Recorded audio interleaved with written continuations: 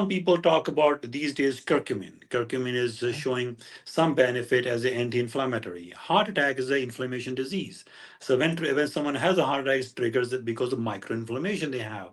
I don't have a data that a curcumin can be helpful, but it could be. It could be potentially. So resveratrol from a red wine, like extracts, right? Resveratrol. Yep. Yeah, resveratrol. Yeah. So it could be helpful. It can be tried in some patients, but it all depends who's the right patient. I don't know. And we look at the population level data, we miss it. So we always pick up a certain cohort, we find a benefit, other cohort doesn't find a benefit. If we have to take it, yes, you can add on in a safe manner. You can add on coenzyme Q10 has some role to play Yeah. as an antioxidant. There is some data showing it. It's essentially what happened in cardiology. All the clinical trials usually look at it people who have a heart failure, they're already at the end stage of disease, and now we're giving these supplements, hoping they're going to feel better.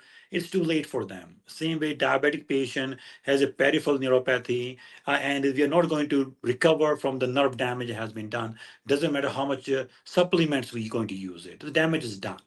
Yes, when you're healthier and you want to stay healthy as the longest, so that's where the role comes in play in supplement longevity medicine side. So we are reading more about NMN now, so that has some role to play. But I'll make Oh, sure that we are not using too much of NMN either, because if we have an underlying cancer or potential undiagnosed cancer, it could potentially be harmful. So knowing is important. Before we start taking blindly supplements because it's a Dr. Kapoor's brand and Dr. this brand, before I start taking those brands, I mhm. tell everyone, let's look everyone as individual, have more personalized information, understand the micronutrients, are you absorbing, not absorbing. But if you're of a certain age, say age of 40 or 50, you should add vitamin B12. Why? Because absorption goes down. It has been linked with the dementia risk. If you start to take higher doses of that, can be very helpful in that regard. Yeah, it also makes your pee very yellow. So just heads up, if you That's have true. fluorescent urine, you are not you're probably okay. You just had a bolus of vitamin B12. That's what I have a multivitamin pack, and people are like, "Why is my pee yellow on my vitamin B12?" It just does it. It's beautiful in that manner. Yeah, I look, man. I'm all for any, and so just to kind of cap it off, getting into the term biohacking, right? Like it's been overused. It was coined. It's kind of a lot of it's kind of hokey. A lot of it's weird. Like a lot of people, if people are out there sun tanning the area between their testicles and their butthole, it's a thing. It's a thing. Okay, I know you're a professional, but I have to tell you what some of our listeners have heard. Okay, we're just trying to educate them. If you're looking at the word biohacking from a medical standpoint, I'm going to define it as simple ways to make simple changes to make it more likely that you live another day. Let's call it that, or you age gracefully. What would be some biohacking tips that you'd give to people? First of all, I disagree with the word biohacking or hacking So do anything. I. So Yeah. exactly. So hacking is essentially means that I'm attacking some system and I'm taking over or somehow able to go inside it. So there is nothing you can hack in your DNA. Your DNA is a DNA, and you're not going to hack your DNA. You can stop the gene inhibition with medications or gene editing, CRISPR, etc. But you're not going to hack your DNA. It's impossible. Okay, that's number one fact up there. So yes, you can implement the strategies, the gene expression side, how the genes are going to express in your body, and the type of food you eat. You can reduce the expression chances, or you can control the expression in some cases. Yes, that's possible. Another terminology I don't like is the biological clocks. The clock word is a wrong word. So yes, biological aging should be. We are aging faster sometimes. Some people are aging slower.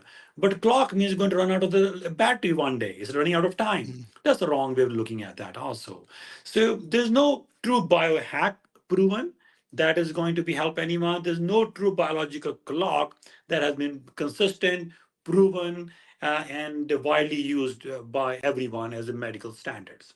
So if I would recommend someone in the context there, I'll say start by doing a telomere testing, know your biological age. So this way you understand how truly you are aging faster. And telomeres tell us a lot about the risk for cancer in the future. If I'm older, based on my telomeres, the risk for getting cancer in the future is very high for me. So I have to pay attention to that. So I start doing the strategies of supplements or exercise, no smoking, no alcohol, sleeping on time, making attention to that, make sure my telomeres are good and young. Then I can look at methylation side, the targeted genes, the modifiable genes, if they are getting impacted, and also looking at the gene expression in that level. So if you can understand the transcriptomics, the gene upregulation, gene downregulation, then I can make some recommendations from exercise program, medical program, nutrition program. But if I don't have that data, if I'm going to just biohacking blindly, quote unquote, it is just shooting in dark again. You have no data. You don't know what your body is. You are getting some basic parameters, cortisol, some hormone checked out. You think it is account to the biohacking. It's not. You truly want to do a hack in that area. You need to understand the gene expression, how the genes are upregulating, downregulating. Then you have intervention personalized made for you. Then you follow serially and see if they're making a difference or not making a difference.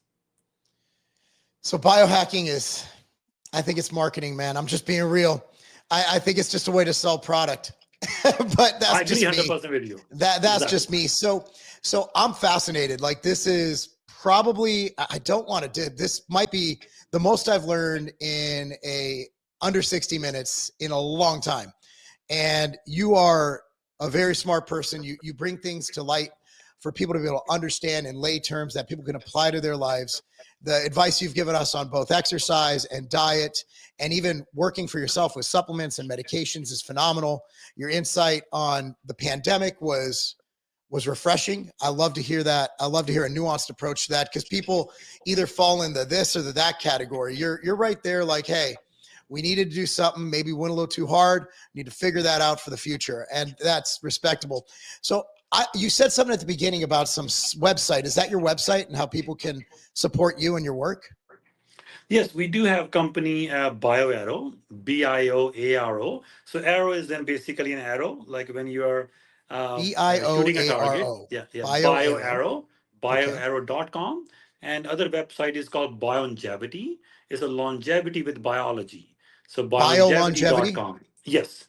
So We BioLongevity and BioArrow.com. And yes. that would be how they support you? Yes, they can join in. They can contact us. We have social media accounts. They can follow me at Anmol MD on Instagram. They can follow these websites and the portals, and the information they will get there is will be the right information. There'll Are be you on no X as well or just Instagram? well, on Instagram, on LinkedIn, on X, we have a presence there.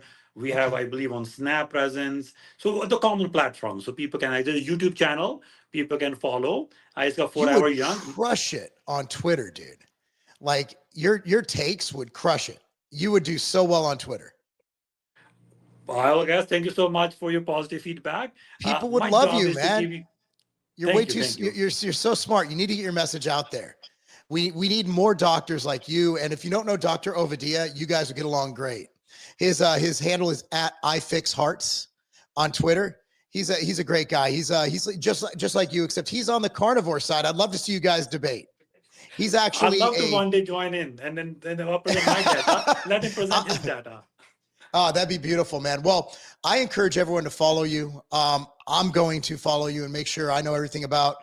And I'd love to have, there's so many more topics we can get to. And if you would do us the honor of coming back on, that'd be fantastic. We'd much appreciate that. I'll be honored to. Thank you so much for having me. Thank you so much, Doctor. You have a great rest of your day. Thank you guys for watching. Be sure to like this video, subscribe to this channel, and follow the good doctor right here. He deserves it. Go to his websites. If he's selling something, buy it. All right. We need more doctors like this, preaching the good, fighting the good fight, preaching the good word, and just making society better. Thank you, sir. Thank you so much.